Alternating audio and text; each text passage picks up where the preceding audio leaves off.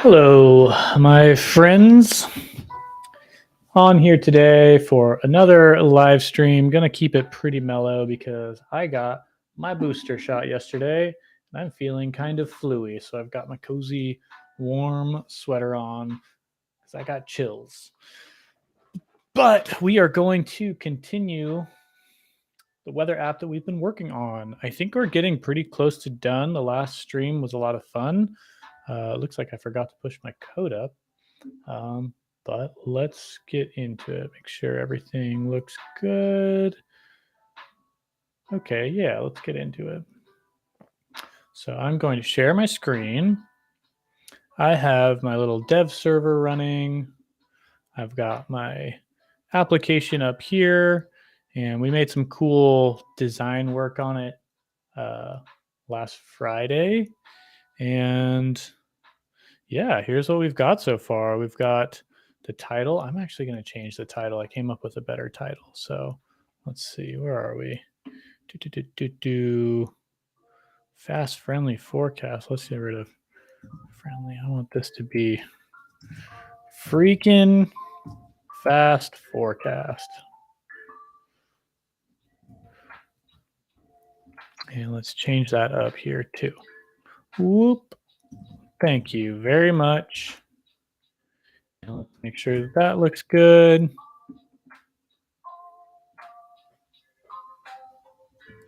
Friggin' fast forecast. I love it.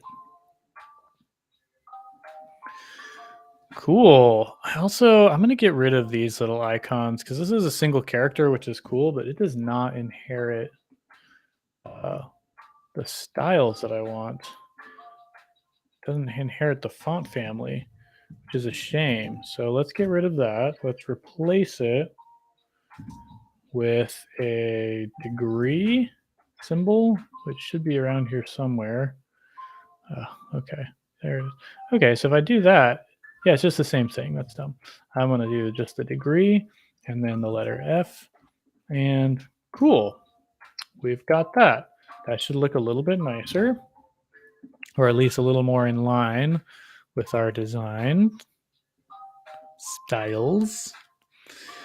Cool. And so what did we do last time that's kind of worth highlighting? Well, we threw in these tables that look a lot better for the hourly. So we're going to do the same idea for the daily today.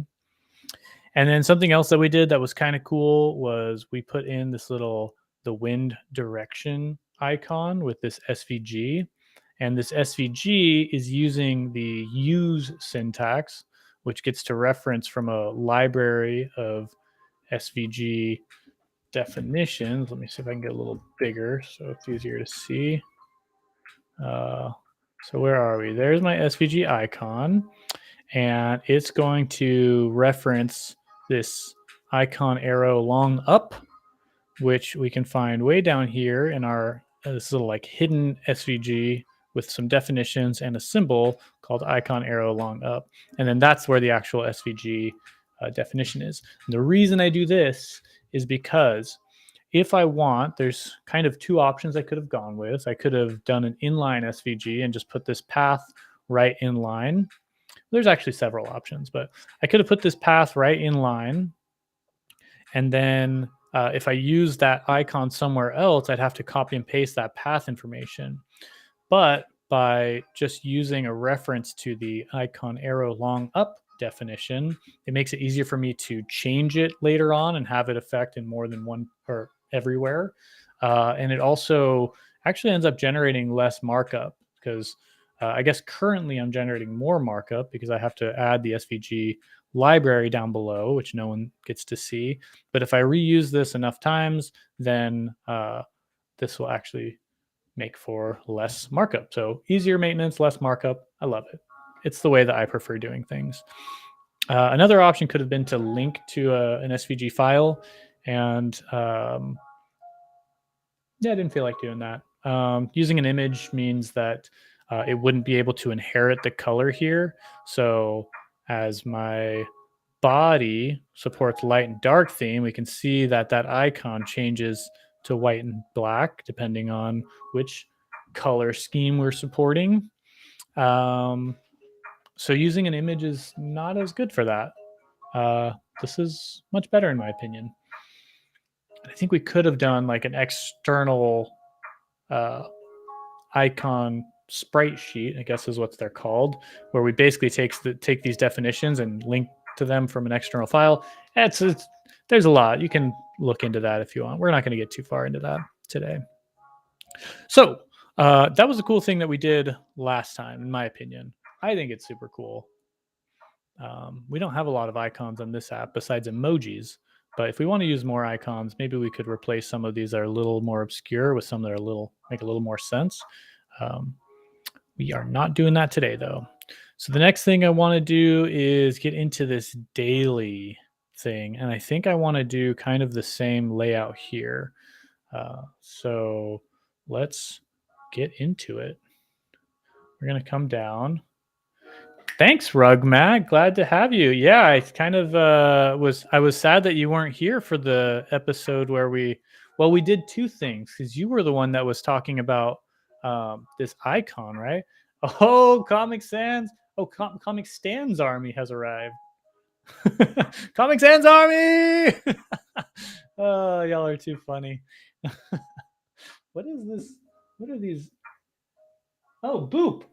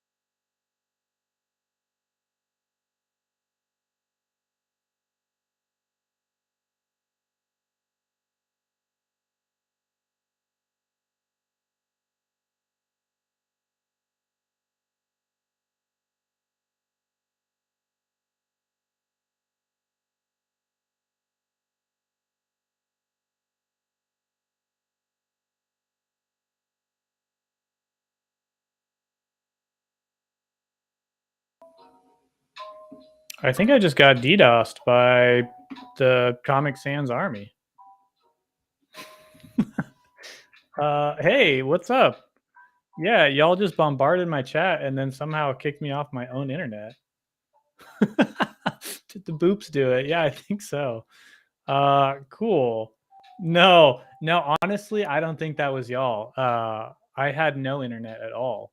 So if that was you, Alex, that's an impressive force. Remind me not to make any negative comments on your chat again. No. You guys don't have to apologize. It was actually pretty funny. I'm glad that we're back though. Common Sans, Commons Hands has power uncompared. That you got that right. Let's throw that up. You got that right. Cool. So where were we? I wanted to talk to Rugmat. You had made some comments in a previous stream, and I was bummed that you weren't on the last stream because I actually implemented some of those comments. So I don't know if you remember, we were putting this weather app together, and we had the wind, and separately we had the wind speed and the wind direction. And I ended up putting those kind of together into one thing. And Rugmat's recommendation was to have an icon that shows the direction of the icon of the wind. So when I reload and I get a different location, we can see that the wind is going a different direction there. So y'all want to see how that was implemented? Interested? There's like two things that I think are interesting. Where are we? Let's see. Oh yeah, here's the first one.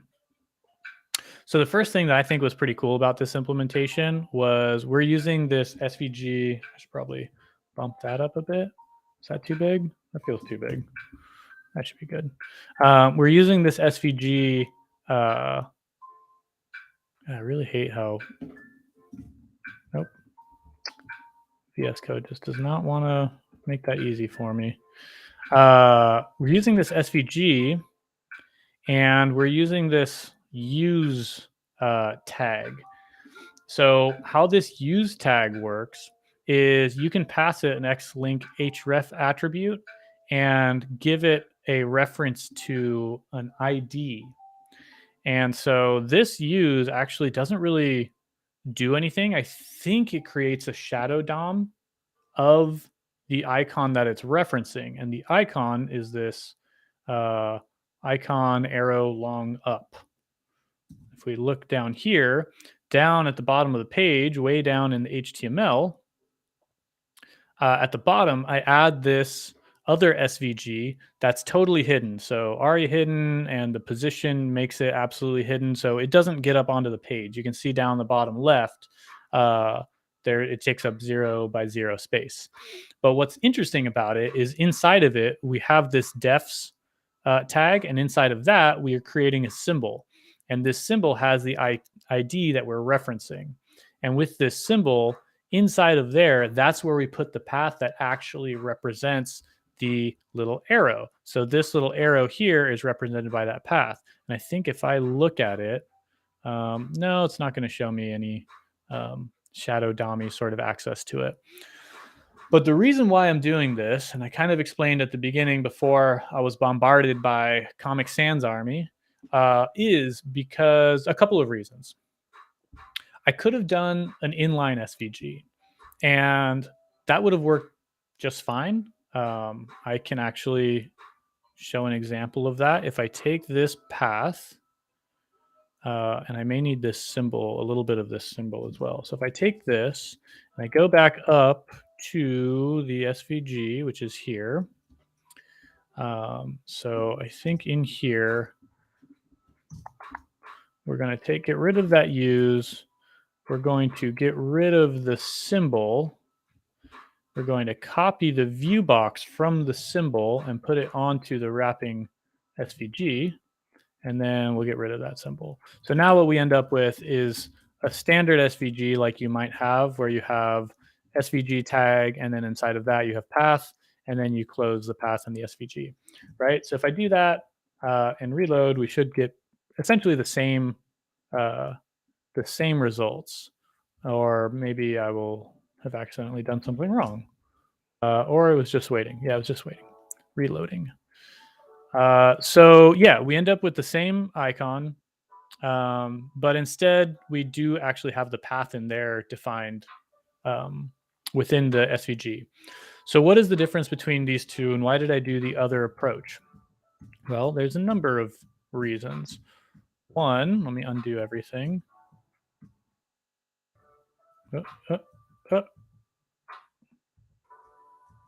Okay, I think that's it.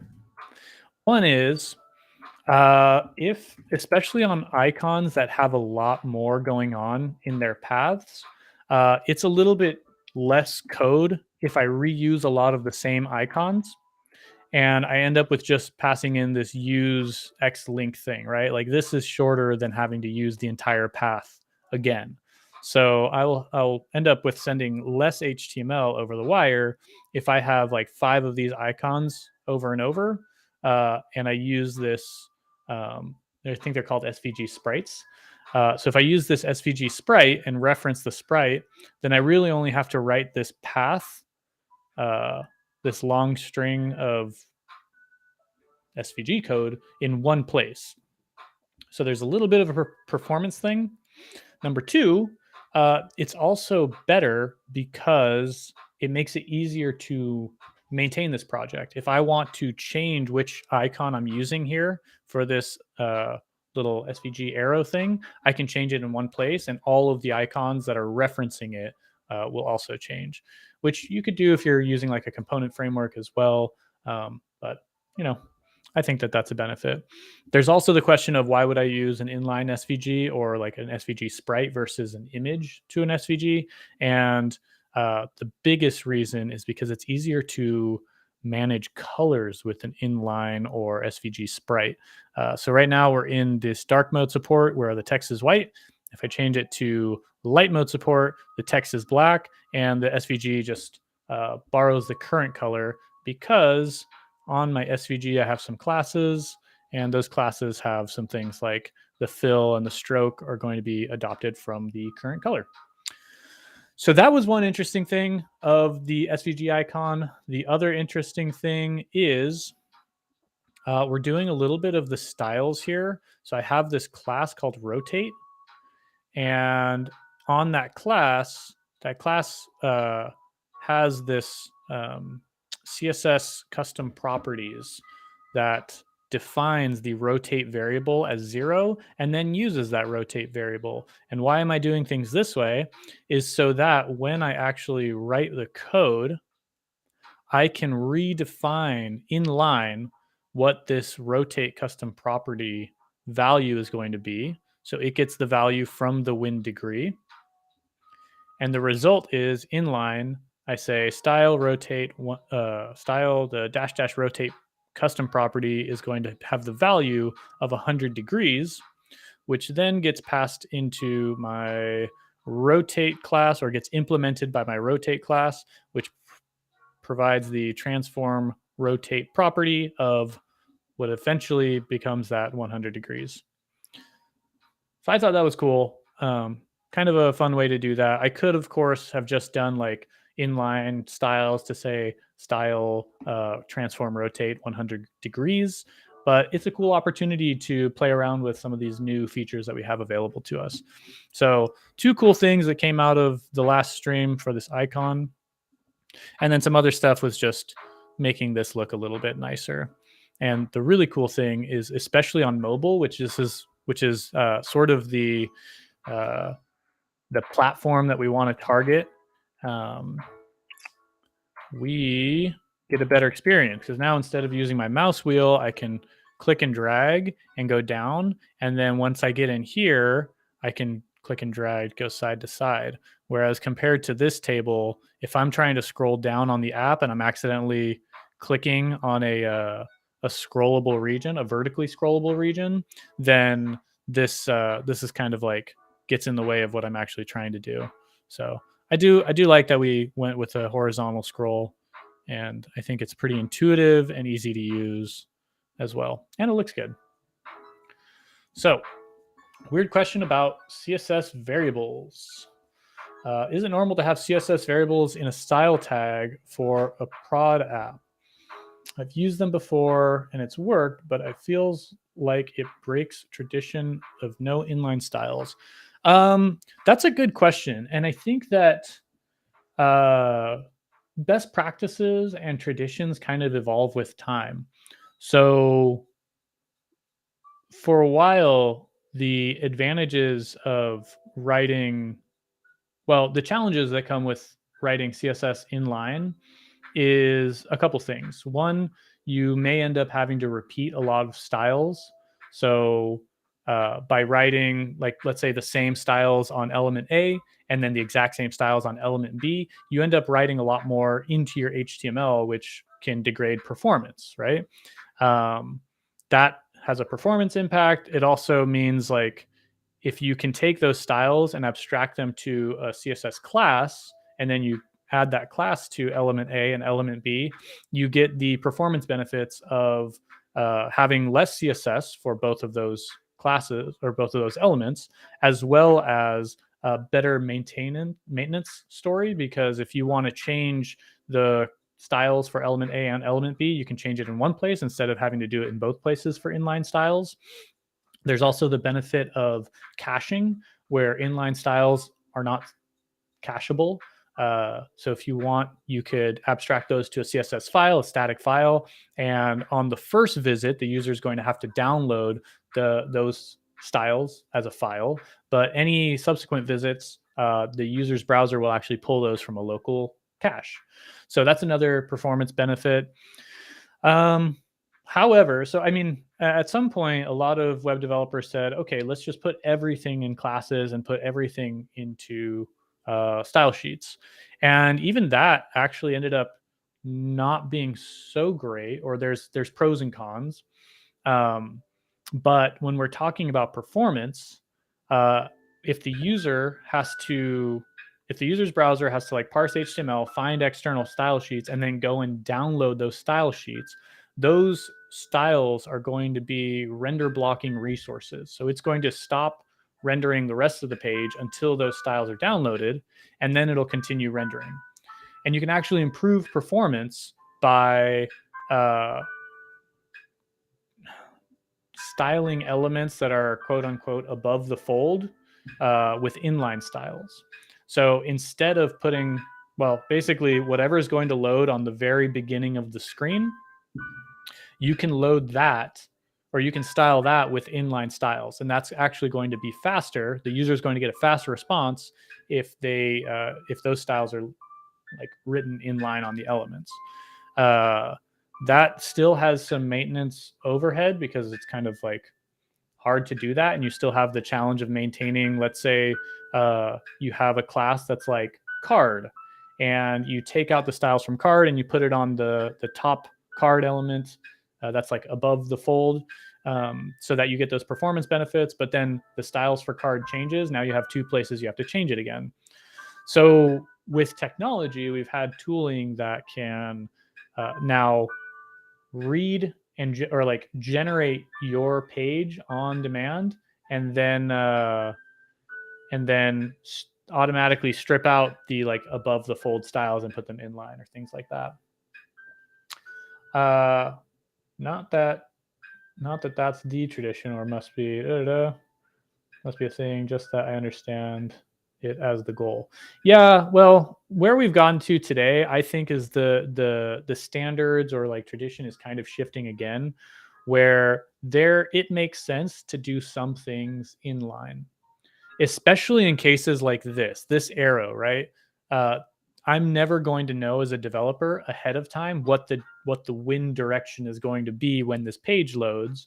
So there's a couple of options I have. I can do inline styles and just do the transform. So like here, let's see if I can close this up again.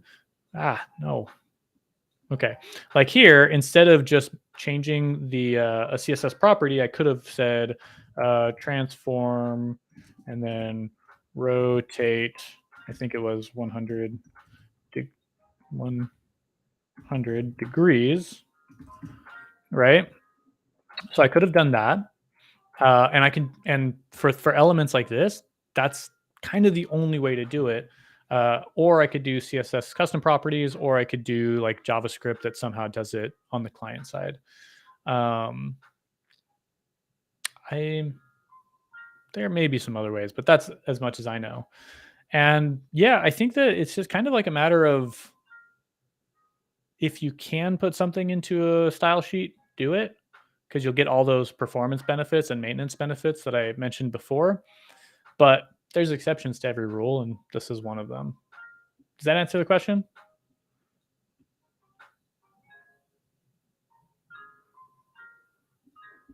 Yeah, web dev journey. Yeah, Amazon does some crazy performance stuff. I've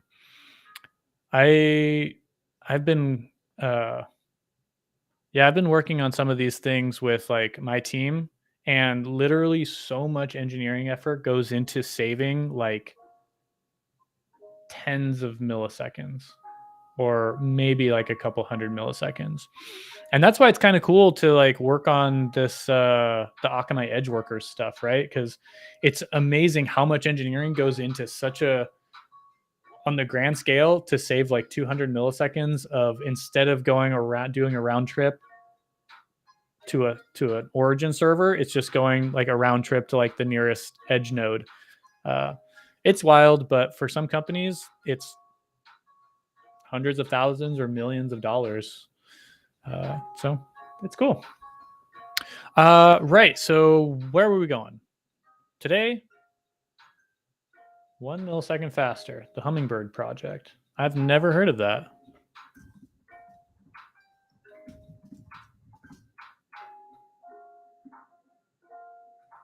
Oh, it's a movie or a show. Might check that out later.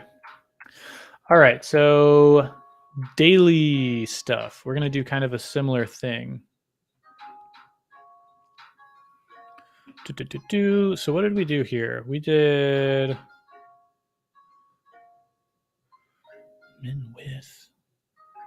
Yeah, we have this flex thing. So let's start with that, I suppose. This is all fake information or unnecessary information just to lay out some things. And I really like this layout. I like how we went with that. I do want to see weather.org was a good inspiration, or weather.com was a good inspiration. For today, please. Thank you. Oh, man. Today? Okay. So they have, how do we feel about this? Because we have access to this information with like morning, afternoon, evening, and overnight. I don't know. Is that helpful for anyone? Maybe. I do like the hourly. And then they have daily like this, a high and a low.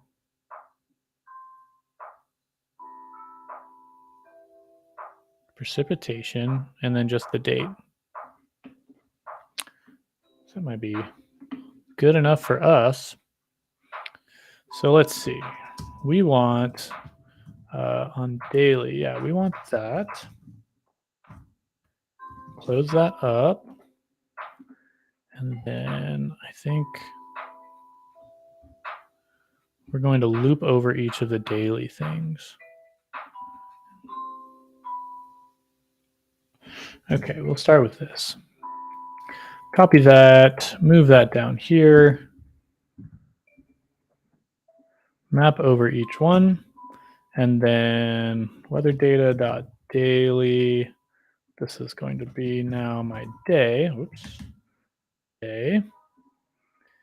And then get rid of that. And what can I close up? I need to close up my template tag, close up my bracket, close my parentheses, and close up my, what do you call these? Template literal variable? I don't know. So we have an unclosed div in there. Got to close that too. And that should get us started with our day. So what properties does a day have on it? It does have the time. Cool. All of this other stuff. Well, that should be working.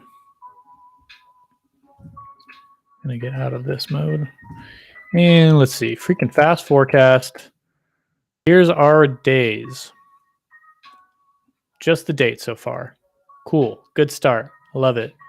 I think because these days are going to be more relevant, I'm going to do this sort of deal on it where it kind of gives this bigger call out. And I'm doing that with a helper class, I believe, h4. So this is not going to be a small anymore. That's just going to be a span. And that's going to have a class of h4. Oh, look who's here. Come here. Come here. Come here. Oh, see, this is the pleasure of live streaming. Check it out. It's Nugget. What's up? Say something. No, he's shy. Oh, you want to go back down? Okay, I'm sorry. Come on. What do you want?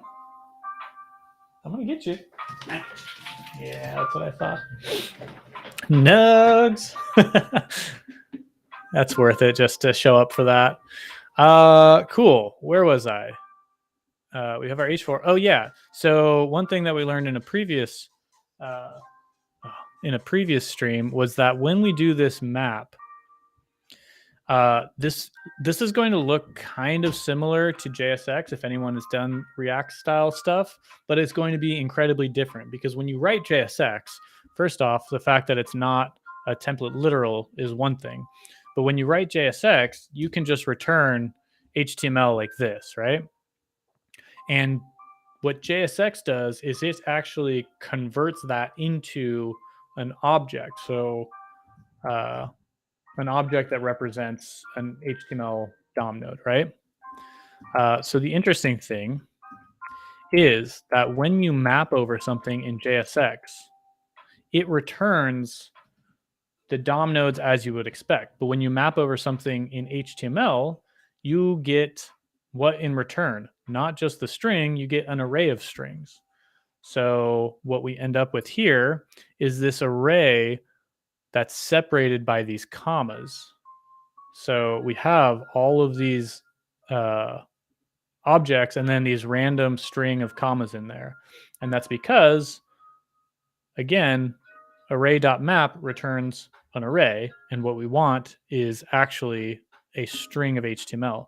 So up here at the very end of this thing, we need to actually join that with an empty string so that it's no longer being joined by a comma string. So we do that, we reload, and there we go. We've got our dates, and we don't have any commas. And now we need to see what we have available. So let's do this. Let's make this a little bit easier on ourselves and just do a little pre-tag. And we're going to say JSON stringify the day with an undefined as the second parameter, and 2 to maintain the white space. Okay. That's a little bit hard to read, but we've got sunrise, sunset. Do I care about sunrise and sunset as I'm looking at the weather? Maybe. Moonrise. That's not available on the current day. That's cool. Moon phase. That's pretty cool. And then temp is an object. We've got the daily temperature, the min, and the max. That's probably something that I want. So I'm going to say right here, oh, I can't do that. With the span, we're going to get the day.temp.day. And then I think I also probably want evening, morning, min, night. I think just min and max for me. What do y'all think? If I'm looking through a list of days, do I care about morning, evening? I don't know. Feels like maybe I don't care about humidity, dew point, wind speed, weather. Weather I might care about. Yes, weather I want. I want day.weather. That's going to be an array, so I'll take the first one off the array. And I want both the description. What is in main? It's a string. What is that? icon description main rain.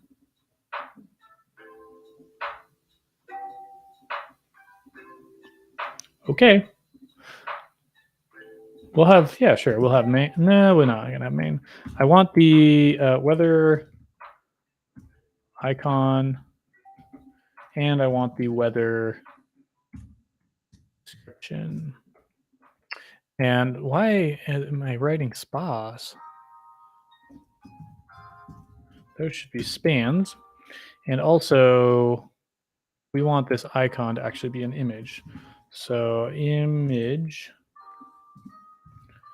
source equals, I need more than just this icon. I need the actual location for it, which is here.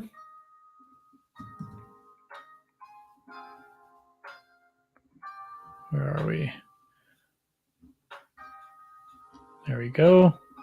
Source is this URL with that icon. And I think that's going to be a PNG. And then that also needs an alt tag. And we'll go ahead and close that off. Alt tag is this one.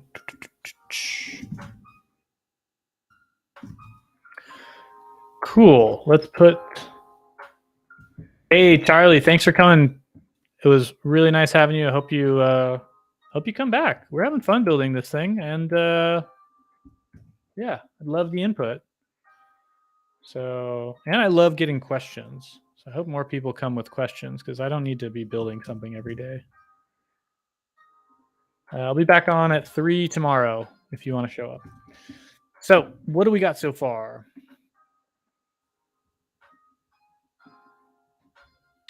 We have our icon, we have our temperature, we have 3 temperatures. Those are spans,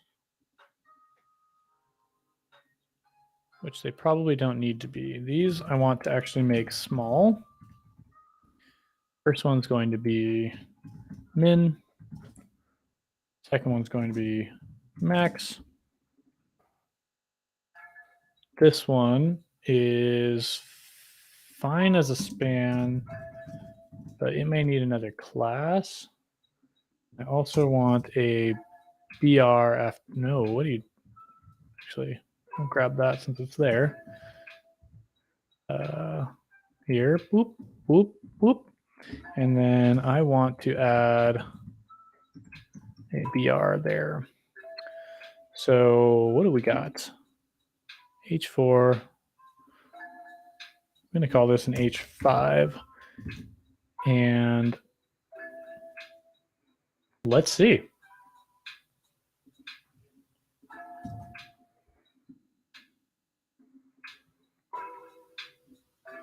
Oh, I didn't add my BRs in between here. Doot, doot.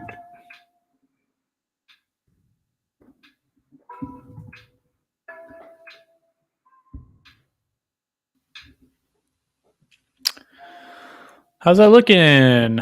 We have our degree, we have our min, we have our max.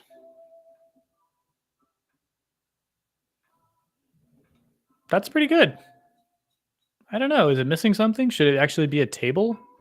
It should probably be a table to match this other design. Hi, is this on GitHub? Would be interested in poking through myself. Yes, this is on GitHub.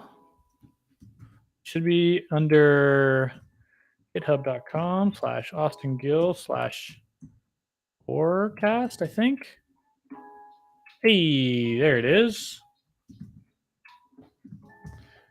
And the code is going to be inside of source main.js. There's probably a lot I need to do for the README. I don't even have a README.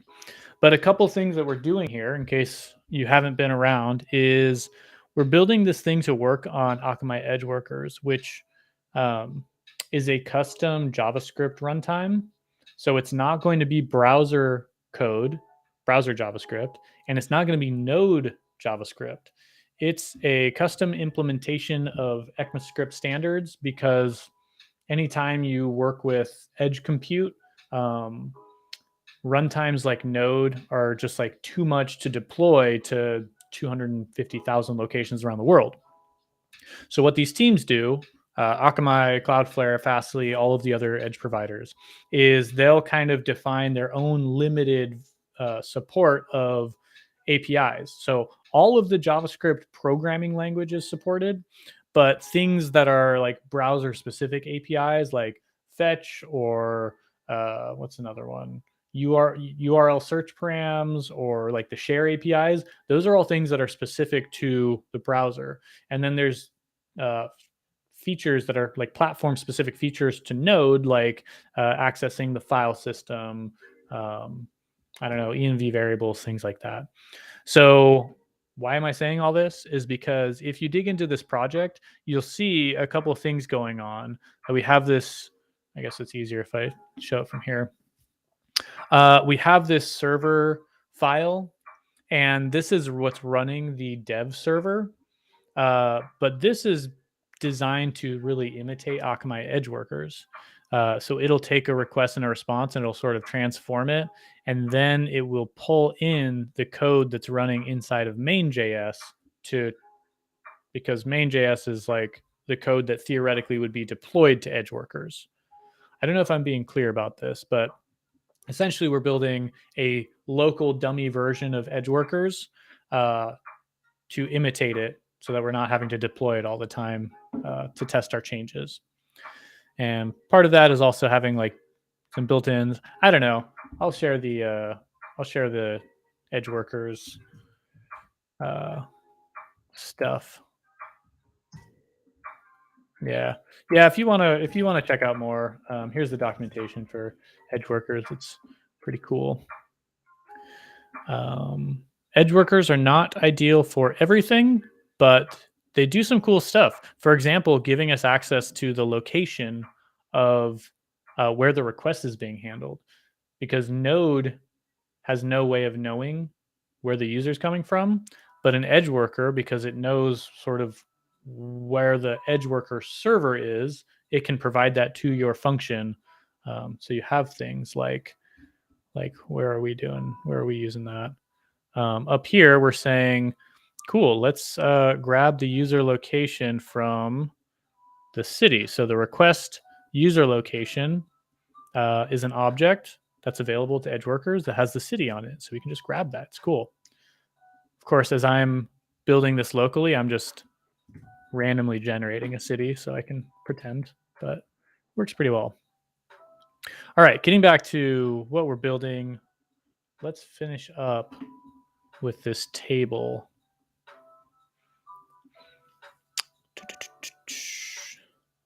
So I don't need this information anymore. So I'm going to get rid of this. I don't think I need this information either, but maybe I'll reuse this table. I don't need this div. And then right down here below my image is where this table is going to go. And we're not looping over things. So I don't need that. I don't need this join. I don't think I need that. Cool. So now we've got a table, we've got a single row in the table, and we don't need this date. But what we do want is the word min, or I guess it might just be empty. No, we'll say min. We'll say min, and that's going to be the minimum. And then we'll copy that. And we're going to say here is the max. And that's going to be the max, which means we can get rid of these. And all I need is this span up above the table. Warp. And maybe a BR after that.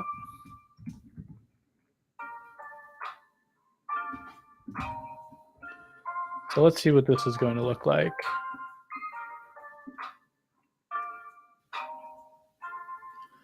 Okay, we've got our temperature. We could make it look the same as we have up here, which is probably better for consistency's sake. So let's do that. How are we doing that? Here, this is what it looks like. After our date,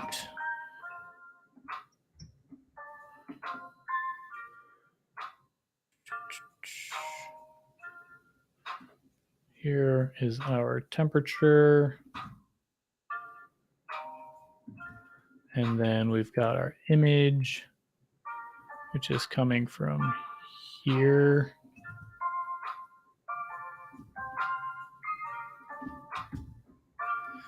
And then we've got our alt,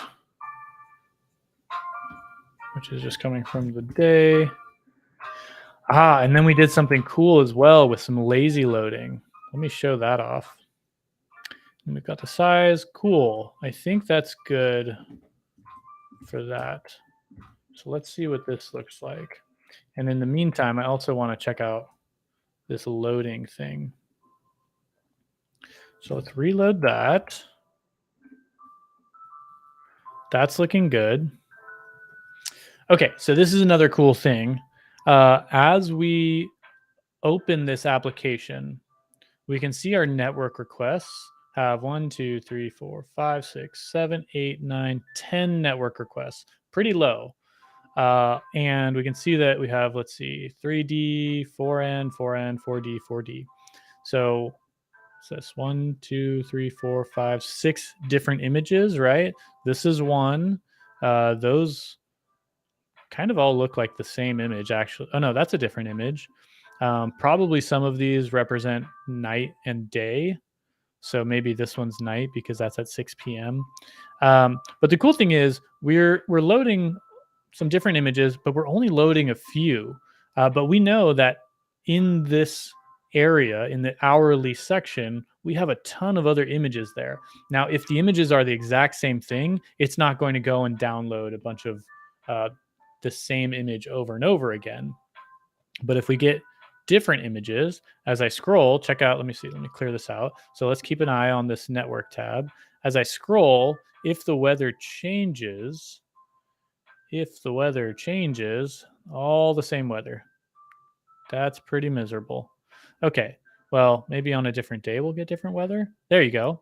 So we had this this new image here, and we can see that it's loading in kind of on demand. So as it enters the screen, it's a lazy load. So it's not loading when the application or when the page loads. And the reason is that for any image that is off screen, we're giving it this loading equals lazy attribute. But for the first 3 images, I think, we're giving it a loading eager, which is the default value. And the default behavior is that just when the page loads, it's going to download that image. So we're doing that here with this index. So if the index is less than 3, so for the first 3 images, we'll just load them eagerly. So we're going to download them no matter what. The reason, how do we come up with the number 3 is because, well, when we get down to like a phone size, if we reload, we can really only fit like 3 different icons on there anyway. So we only need to download the ones that we're going to need on the first page load. There's no need to download other images because that takes up performance, that takes up data for the user. And if the user just wants to see the current day, then we don't need to, have them download the sunny icon as well. But if they come down and they want to like scan through and check out what the rest of their week might look like, then we want to like slowly, lazily load those icons in. It's pretty sweet. Lazy loading. I love it. Better performance. Cool. So that's looking pretty good. We're just about finished, I'd say. Let's see. Daily is looking different. So I need to get some consistent styles with my H3. Here we go. H3 needs to look like an H6. And then what do I have? This is just a H4. And this one. Now, why are these styled differently? Why does it not look like that? Oh, because we got the little bold tag. Cool. So down here for my daily, I'm going to wrap this with a bold tag.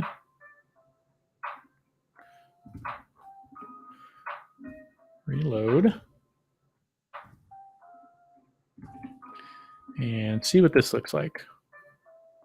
Oh, that's looking pretty good. Very similar. Very useful. Min and max. I'm going to get some icons or some little emojis for the min and max.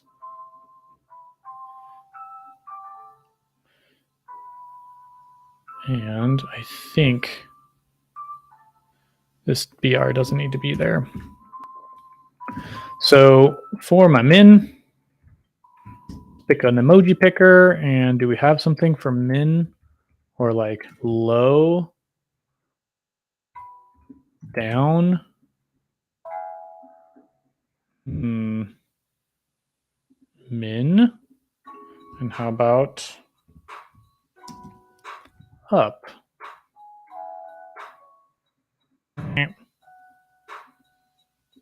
Okay, that's fine. A different tool. Emoji homepage, always trustworthy. Let's see. Min. How about temperature? Oh, not very good. Low.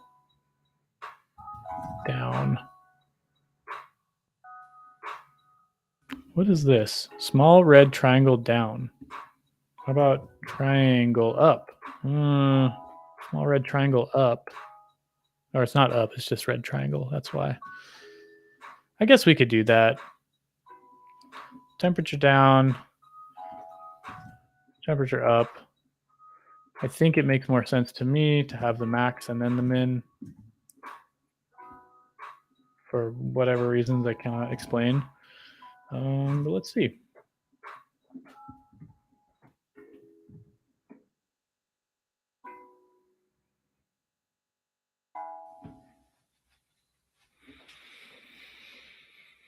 I think that's pretty good. I don't even know what else we want to add here. I probably need to put some margin on the bottom of this table.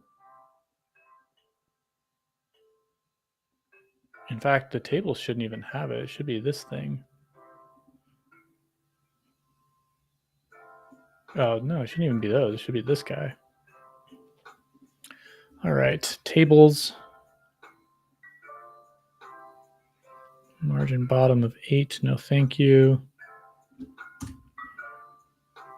Should be this whole thing.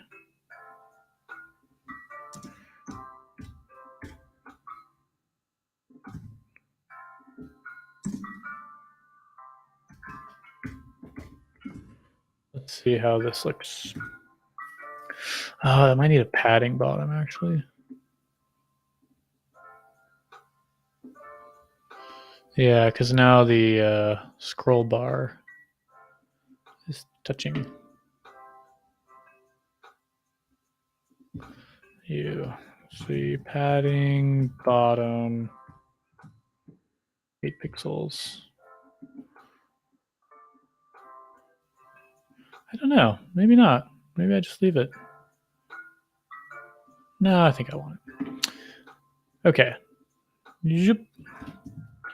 2 instances of that. Padding bottom 8. Reload. get a city that actually exists with weather data.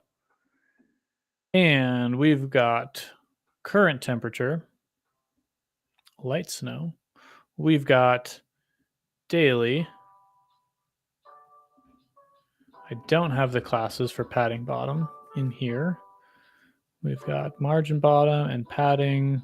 We need the same thing for padding bottom.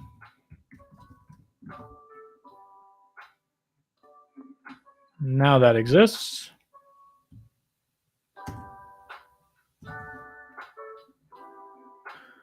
And we've got our little bit of spacing.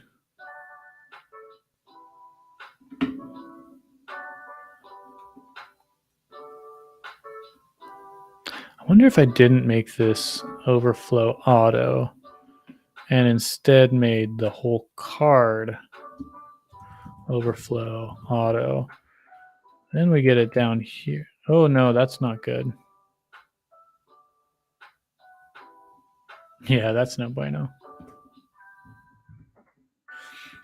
Okay. So that's looking pretty good. We've got it over here as well.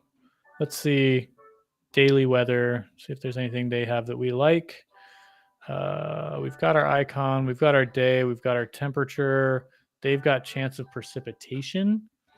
That may be a good one to add. We may also have UV index, which might be cool. So let's see down here. Bump that out. Move that down, and let's see. A dot UV index is cool.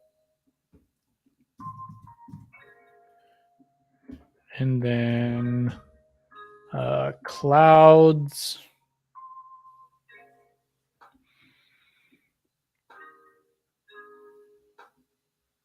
Maybe clouds. And then dew point. I don't even know what a dew point is. Humidity, moon phase, pop. Percent of precipitation is what pop is.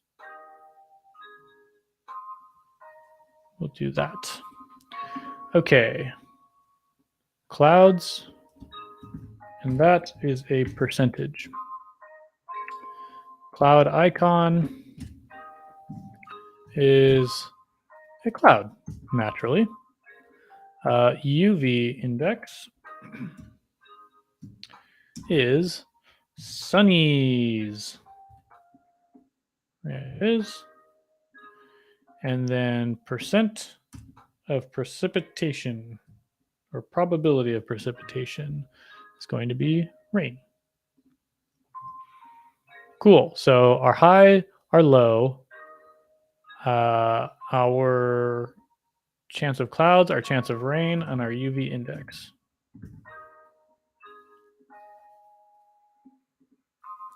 Stoked. Stokety stoked.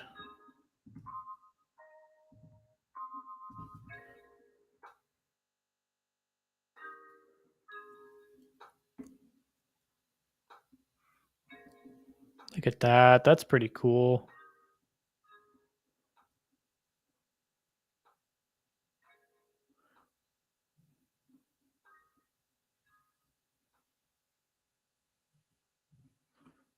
That is pretty cool. I'm happy with that. And that's all the time that we have today anyway. So tomorrow I will be back on at 3 p.m. Pacific Standard. And tomorrow might be the last day on this app. The one thing that's really missing here, or the big thing that's missing, is being able to choose my location. So this is still pulling from a theoretical location from an edge server, but I may want to actually specify, like, I may even want to see the weather, across the state because I'm going on a vacation tomorrow or something like that. So that's what we're going to work on tomorrow, I think.